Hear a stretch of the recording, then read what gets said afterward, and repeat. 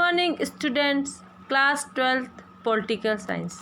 हमारा चैप्टर चल रहा था भारतीय संविधान की विशेषताएं, है ना। जो हमारा पॉलिटिकल साइंस का सेकंड जो खंड है, बैक खंड, उसमें पहला लेसन चल रहा था। हमने इसकी सारा लेसन कर लिया था, इसका सारी बात, कुछ इसकी चीज़ें रह गई थी बाकी, वो आज हम इस क्लास में करेंगे। अब देखो, प्रस्तावना की बार बार बात आई थी, तो प्रस्तावना में क्या है वो देख लेते हैं। संविधान के गौरवपूर्ण मूल्यों को संविधान की प्रस्तावना में रखा गया है। प्रस्तावना को उद्देशिका भी कहते हैं, यानी जो मूल्य हैं वो आदर्श हैं हमारे, और जो संविधान के आदर्श हैं उनको हमने किस में रखा है, प्रस्तावना में रखा है। अब प्रस्तावना को उद्देशिका भी कहेंगे कि हमारा संविधान बनाने का जो मूल उद्देश्य है वो सारा प्रस्तावना में आ गया है। 26 नवंबर 1949 को भारतीय संविधान सभा में संविधान को अंगीकृत, अधिनियमित और आत्मसमर्पित किया गया। ये देखो, डेट बहुत बार आती है, इसे याद रखिएगा। संविधान में 42वें संविधान संशोधन अधिनियम 1976 की धारा 2 के द्वारा प्रस्ताव में संपूर्ण प्रभुत्व संपन्न समाजवादी पंथ निरपेक्ष लोकतंत्रात्मक गणराज्य के साथ साथ राष्ट्र की एकता और अखंडता जैसे शब्द भी जोड़े गए। देखो, आपका एक चैप्टर है संविधान संशोधन, उसमें हम सारे कौन कौन से जो महत्वपूर्ण संशोधन हैं उनके बारे में पढ़ेंगे, पर ये एक बार आप देख लीजिएगा। 42वां संविधान संशोधन है, इसके जो हुआ था, ये कब हुआ था, 1976 में, और इसमें कौन से 2 नए शब्द जोड़े गए, एकता और अखंडता। अब है महत्वपूर्ण तिथियां एवं संबंधित घटनाएं। 26 नवंबर 1949 को संविधान सभा द्वारा निर्मित संविधान को इस दिन अंगीकृत, अधिनियमित और आत्मप्रतिष्ठित किया गया। ठीक है, ये आप चीज़ कई बार पढ़े होंगे, छोटी क्लासों में भी पढ़े होंगे कि इसको हमने क्या कर लिया, अपना लिया। 26 नवंबर 1949 को। सन 1960 के और लागू कब हुआ, 26 जनवरी 1950 को, और अंगीकृत और अधिनियमित और आत्मप्रतिष्ठित कब हुआ, 26 नवंबर 1949 को। सन 1960 के संविधान के अनुच्छेद 330 व 332 के तहत अनुसूचित जाति व जनजातियों को लोकसभा विधानसभा में आरक्षण प्रदान किया गया है। देखिए, जो हमारा संविधान है उसमें अनुच्छेद है 330 और 332। इसके तहत ऐसा कहा गया है कि भी जो अनुसूचित जातियां व जनजातियां के जो लोग हैं उन्हें लोकसभा और विधानसभा में क्या दिया गया है, आरक्षण दिया गया है। प्रारंभ में यह व्यवस्था 26 जनवरी 1960 के तक ही की गई, किंतु संविधान में संशोधन तक यह समय सीमा को बढ़ा दिया गया। अभी पहले ये जो व्यवस्था थी 10 सालों के लिए हुई थी, हर 10 साल में इसको क्या कर दिया गया, बढ़ाया जा रहा है। आरक्षण की जो पहले व्यवस्था की गई थी वो सिर्फ 10 साल के लिए की गई थी। उसमें साफ लिखा गया है कि 26 जनवरी 1960 तक ही की गई थी। 1950 में लागू हुआ था और 1960 तक ही की गई थी, किंतु संविधान में संशोधन कर इसकी समय सीमा को समय समय पर क्या कर दिया जा रहा है, बढ़ा दिया जा रहा है। ये किसकी बात कर रहे हैं हम बात कर रहे हैं अनुसूचित जनजाति और जातियों को, अनुसूचित जाति व जनजातियों को आरक्षण की बात कर रहे हैं। ठीक है, अब आगे सन 1976 में 42वें संविधान संशोधन 1976 के द्वारा नागरिकों के 10 मूल कर्तव्य निर्धारित किए गए। 42वें संविधान संशोधन 1976 द्वारा भारत को समाजवादी गणराज्य घोषित किया गया। 42वें संविधान संशोधन अधिनियम 1976 की धारा 2 के तहत प्रस्तावना में गणराज्य के स्थान पर समाजवादी लोकतंत्रात्मक व पंथ निरपेक्ष को स्थापित किया गया। एक तो समाजवादी का जो अर्थ है हम हमारी पिछली क्लास में देख चुके हैं, लोकतंत्र किसे कहते हैं वो भी हमने हमारी पिछली क्लास में, पंथ निरपेक्ष ये भी सब हम इसकी बातें पिछली क्लास में कर चुके हैं। तो ये सब कब जोड़े गए, 42वें संविधान संशोधन 1976 में, और उसमें क्या किया गया, 10 मूल कर्तव्य भी थे। तो जो मूल अधिकार हैं वो तो हमारे संविधान में पहले से ही थे, परंतु कर्तव्य नहीं थे, वो 1976 में जोड़ दिए गए। अभी हमारा कर्तव्य का भी एक लेसन है, उसमें और इसका विस्तारित रूप से हम अध्ययन करेंगे। सन 1993 में अन्य पिछड़ा वर्ग के लिए केंद्र सरकार की सेवा में सितंबर 1993 में 27% आरक्षण लागू किया गया, कि ऐसे वर्ग जो कि क्या है, पिछड़ा है ना, जैसे ओबीसी, उसको 1993 में इनके लिए क्या कर दिया, 27% आरक्षण लागू किया गया है।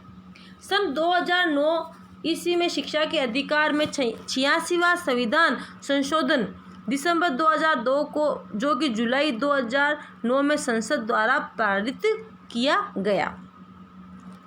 अब देखिए, जो 2009 में 86वां संविधान संशोधन था, जो कि 2002 संशोधन, जो कि जुलाई 2009 में संसद द्वारा पारित किया गया। अब देखो उसमें क्या है, 86वें में आगे लिखा है, देखते हैं हम।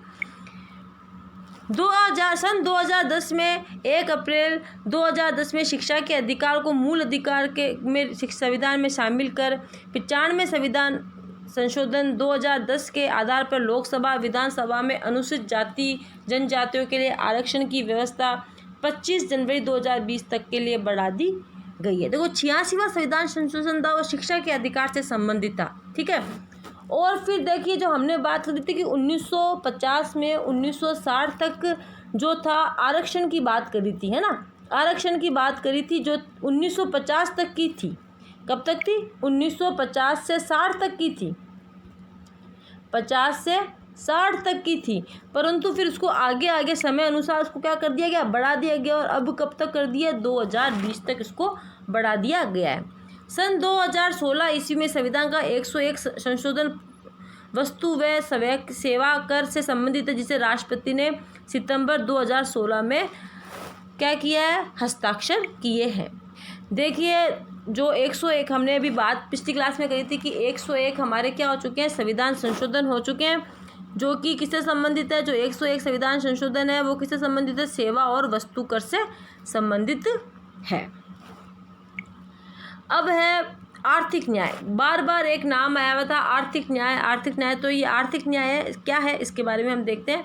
अनुच्छेद 39 के अंतर्गत आर्थिक न्याय को सम्मिलित किया गया है। इसमें राज्यों को अपनी नीति का संचालन इस प्रकार करने के लिए कहा गया है कि समान रूप से सभी नागरिकों को आजीविका से साधन प्राप्त करने का अधिकार हो। समुदाय की भौतिक संपत्ति का स्वामित्व व वितरण इस प्रकार हो कि जिसमें अधिकाधिक सामूहिक हित संभव हो सके। यानी सरकार इस प्रकार की व्यवस्था करे कि सभी को समान रूप से अपने आर्थिक साधन प्राप्त करने को न्याय। जैसे अभी कोई मजदूरी पे जा रहा है तो वहाँ पे कोई इस प्रकार का नहीं है कि भाई इसको मजदूरी देंगे, इसको नहीं देंगे, सबको समान ही है ना। पुरुष व स्त्रियों को समान कार्य के लिए समान वेतन। ऐसा नहीं है कि भाई पुरुष है ये ज़्यादा काम करेगा, स्त्री है कम काम करेगी, ऐसा कुछ नहीं। इसको ज़्यादा वेतन देंगे, इसको कम वेतन देंगे, इस प्रकार की कोई नीति नहीं है।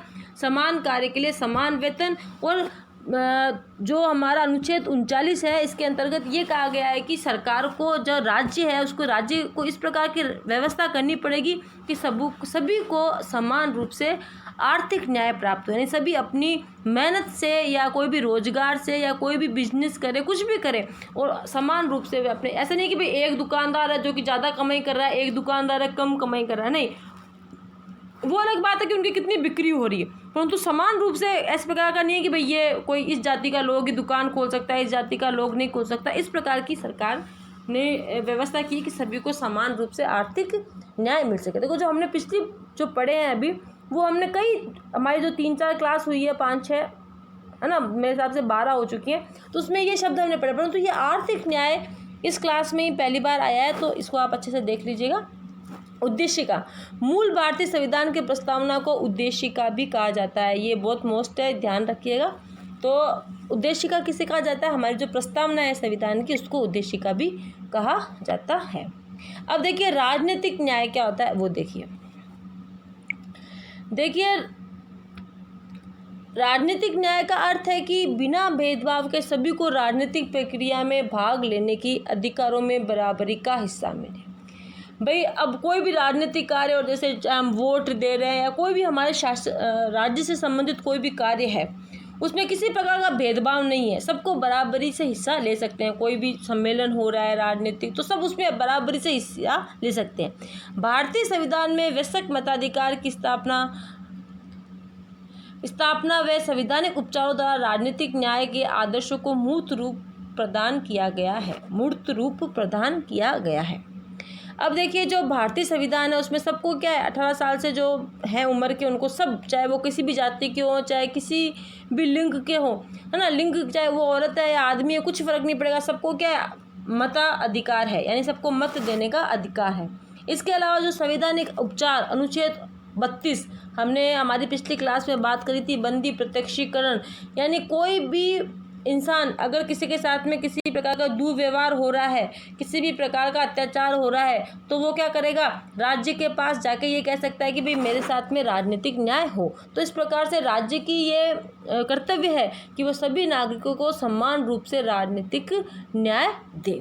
डॉक्टर भीमराव अंबेडकर संविधान निर्माण की प्रारूप समिति के अध्यक्ष हैं। इन्होंने माना है कि भारतीय संविधान शांति व युद्ध काल में देश की एकता बनाए रखने में सामर्थ्य रखता है। कि भाई अगर संविधान की जो प्रारूप समिति के अध्यक्ष कौन थे, डॉक्टर भीमराव अंबेडकर। देखिए डॉक्टर भीमराव अंबेडकर का बहुत बड़ा हाथ था हमारे संविधान का निर्माण करने के लिए, और उन्होंने कहा कि हमारा संविधान ऐसा है कि जो शांति व युद्ध काल में भी देश में क्या बनाए रखेगा, एकता बनाए रखेगा। इस प्रकार से हमने संविधान में प्रावधान रखे हैं कि किसी भी प्रकार की स्थिति हो जाए हमारे देश में, परंतु उसमें भी क्या बनी रहेगी, एकता बनी रहेगी, क्योंकि हमारे यहाँ सर्वे सर्वा कौन है, केंद्र है। इसमें कई चीज़ें हैं जो हमें हमारे देश में क्या बनाए रखेगी, एकता बनाए रखेगी। देखिए जो हमारा ये लेसन था भारतीय संविधान की विशेषताएं, ये अब कंप्लीट हो चुका है, और अगला जो हम लेसन है वो हमारी अगली जो नेक्स्ट क्लास होगी उसमें शुरू करेंगे। जब तक के लिए धन्यवाद।